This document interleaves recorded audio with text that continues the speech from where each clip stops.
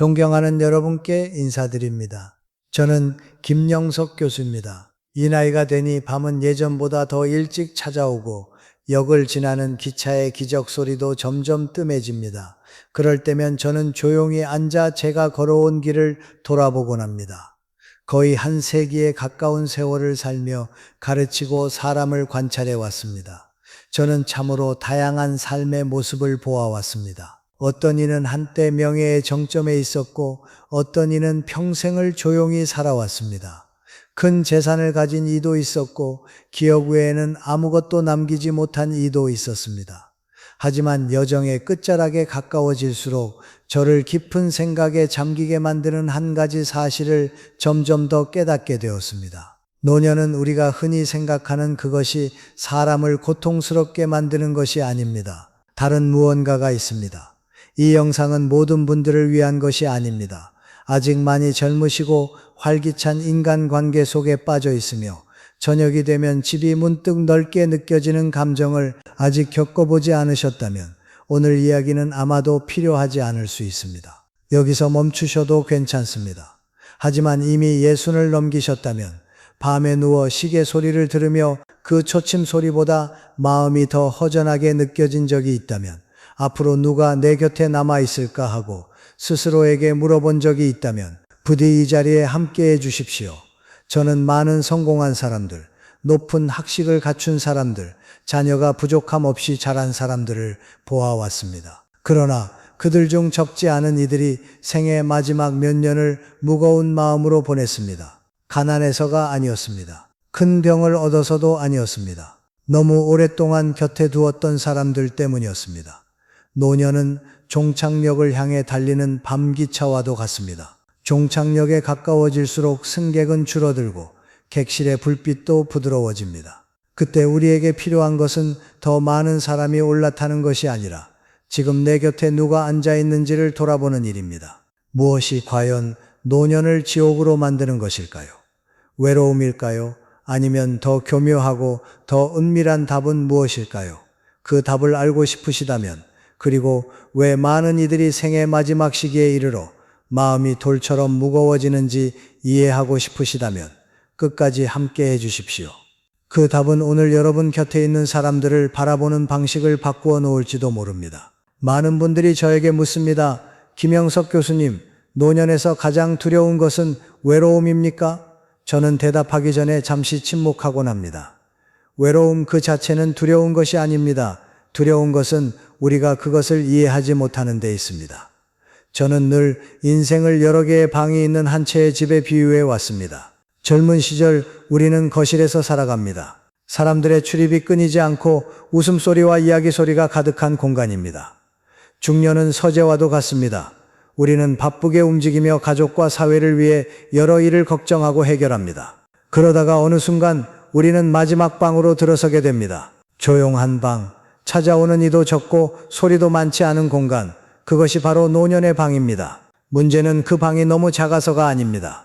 문제는 우리가 그 안에 필요 없는 것들을 너무 많이 들고 들어간다는데 있습니다.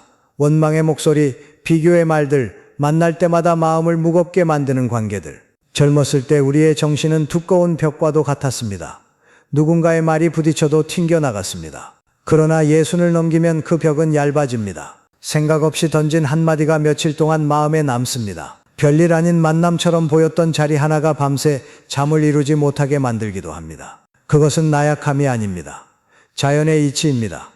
젊을 때는 독한 술 한 잔을 마셔도 아무렇지 않을 수 있습니다. 그러나 노년에는 작은 약 한 알도 신중히 생각해야 합니다. 마음도 마찬가지입니다. 감정의 독을 견디는 힘이 크게 줄어듭니다. 그럼에도 많은 사람들은 그 조용한 방을 두려워합니다. 자신의 발소리를 두려워하고 마주 앉은 이 없는 식사를 두려워합니다. 그래서 두려움 때문에 혼자가 아니라는 이유만으로 누구든 그 방의 문을 열어 들어오게 합니다. 하지만 기억해 주십시오. 외로움이 우리를 약하게 만드는 것이 아닙니다. 잘못된 사람이 그 방에 들어오는 것이 우리를 약하게 만듭니다.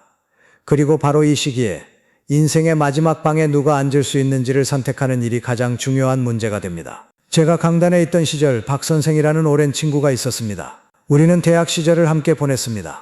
오랜만에 다시 만나도 그의 이야기는 거의 변하지 않았습니다. 그때 내가 그 사람을 믿지만 않았어도 이 사회가 조금만 더 공정했더라면, 자식들이 나를 이해해 주었다면, 그의 삶은 늘 만약이라는 말의 연속이었습니다. 처음에는 공감하는 마음으로 들었습니다. 우리 중에 후회 하나 없는 사람이 어디 있겠습니까? 그러나 시간이 지나며 저는 깨달았습니다. 그를 만나고 돌아오는 길이면 만나기 전보다 제 마음이 더 무거워진다는 사실을 말입니다.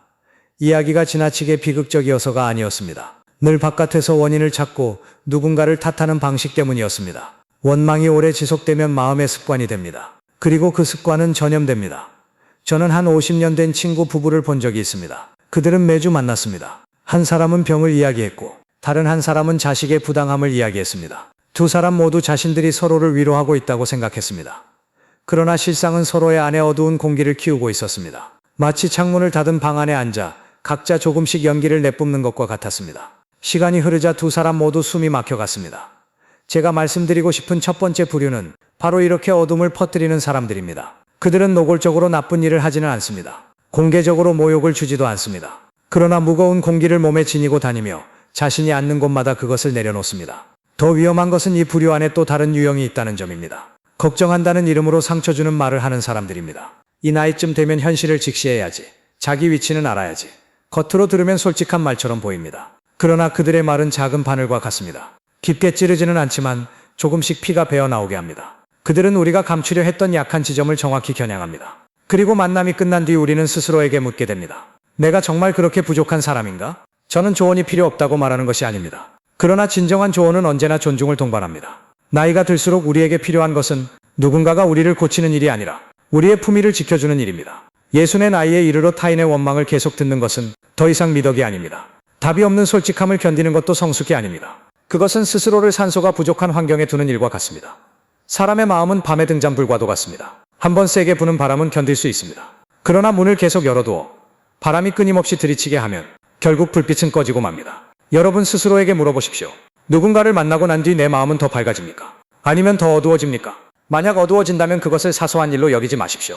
이 나이에 이르러 모든 만남은 빛을 더하는 자리가 되어야 합니다. 어둠을 쌓는 자리가 되어서는 안 됩니다. 두 번째 부류 역시 결코 덜 위험하지 않습니다. 그들은 앞선 부류처럼 뚜렷한 어둠을 지니고 있지는 않습니다. 오히려 매우 쾌활하고 활달하며 말도 달콤할 수 있습니다.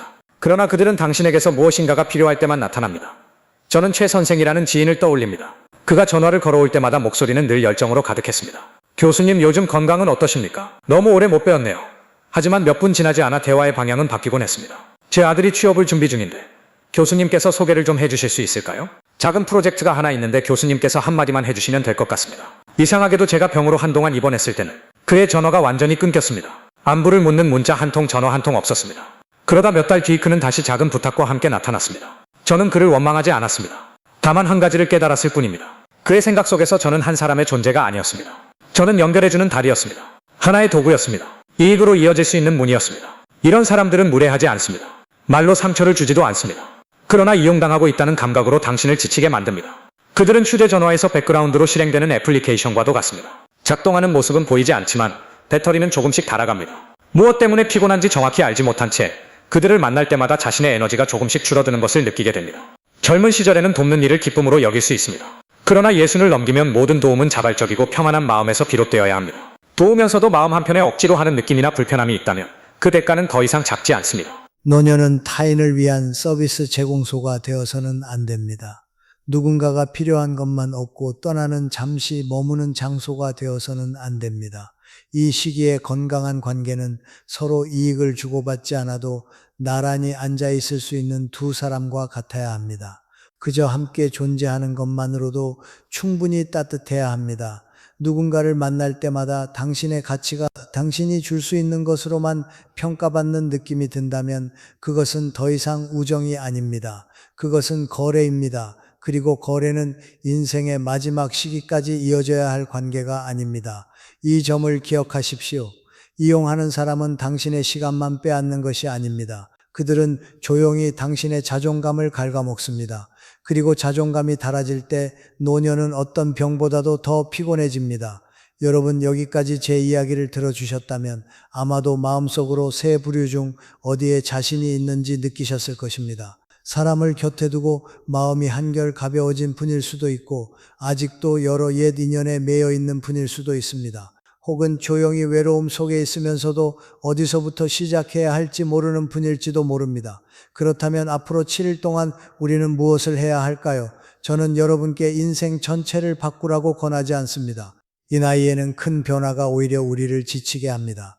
그러나 작고 정확한 변화 하나는 남은 시간을 지켜줄 수 있습니다.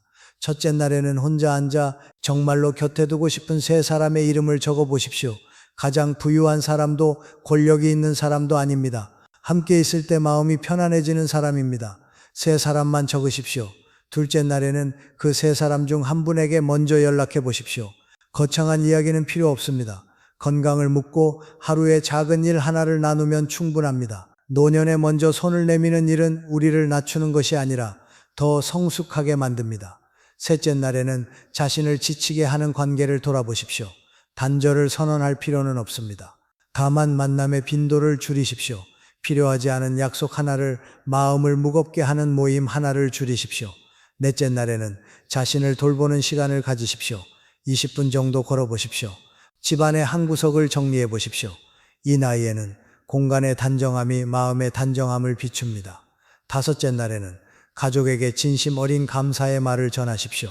훈계도 충고도 아닙니다. 그저 고마움의 표현이면 됩니다. 여섯째 날에는 그동안 미루어 두었던 작은 일 하나를 해보십시오. 오래된 책을 다시 펼쳐도 좋고 휴대전화를 좀 더 능숙하게 사용하는 법을 익혀도 좋습니다. 나이를 핑계로 자신의 생기를 미루지 마십시오. 그리고 일곱째 날에는 조용히 앉아 스스로에게 물어보십시오. 이번 주 내 마음이 조금은 가벼워졌는가? 대답이 비록 아주 조금이라도 그렇다라면 여러분은 이미 올바른 방향으로 걸어가고 있는 것입니다. 여러분, 여기까지 저와 함께 오셨다면 아마도 각자의 마음속에는 이미 하나의 답이 자리하고 있을 것입니다. 그 답을 굳이 말로 꺼낼 필요는 없습니다. 다만 스스로가 들을 수 있을 만큼 진실하면 충분합니다.